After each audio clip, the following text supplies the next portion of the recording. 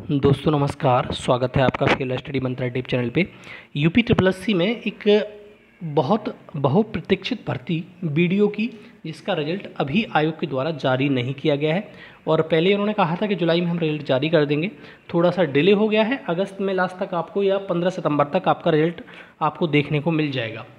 और इसमें जो फीडिंग का कार्य है वो चल रहा है और फीडिंग का कार्य 4-6 दिन में समाप्त भी होने वाला है। ज़्यादा उसमें समय नहीं लगने वाला है फीडिंग में।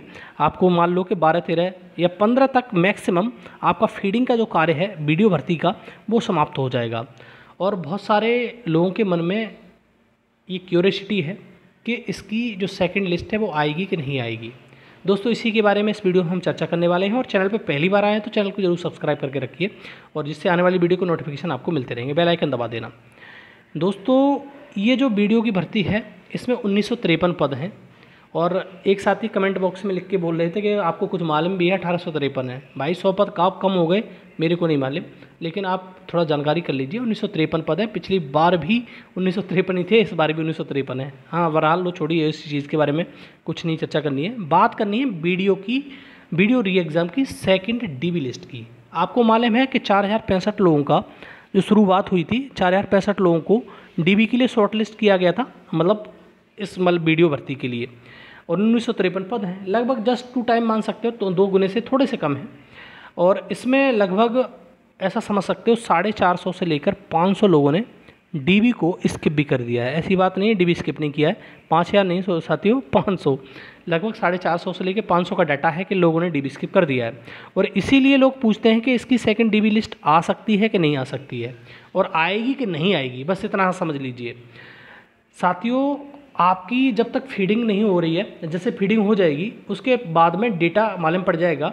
और मैं कई बार आपको बताता चला आया हूँ इस चीज़ के लिए कि जब तक फीडिंग नहीं होगी आपको कोई नहीं बता सकता कि सेकंड लिस्ट डीबी लिस्ट आएगी कि नहीं आएगी।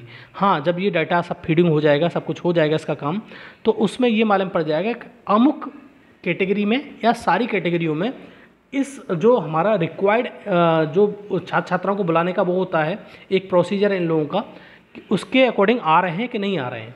जैसे 1.25 टाइम सवा गुना बुलाया जाता है। अब आप कहोगे सवा गुना से तो बहुत ज़्यादा है ये, लेकिन सवा गुना उनका अलग ही सिस्टम रहता है और हमारा सवा गुना कैसा रहता है हमको नहीं मालूम। अब जैसे वो ये कहते हैं कि हम किसी परीक्षा मेंस के लिए शॉर्ट लिस्ट करते हैं तो 15 गुना शॉर्ट लिस्ट करते हैं, 15 का 45 और 50 गुना कैसे हो जाता है ये आप खुद समझ लीजिए। इसलिए सवा गुना का तो बात कही गई है, उनके 1.25 टाइम बुलाएंगे कैटेगरी में। अगर 1.25 टाइम अगर किसी कैटेगरी में या जनरल कैटेगरी में, ओबीसी में और किसी कैटेगरी में नहीं होता है तो उस कैटेगरी में सेकंड डीबी लिस्ट निकाली जाती है।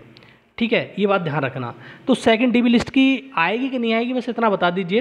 तो सेकंड डीबी लिस्ट का दोस्तों आपको 15 तारीख के बाद मालूम पड़ेगा कि आएगी कि नहीं आएगी। अब अभी कहना बहुत जल्दबाजी है कि सेकंड डीबी लिस्ट आएगी, तो दोस्तों ये ध्यान रखिए।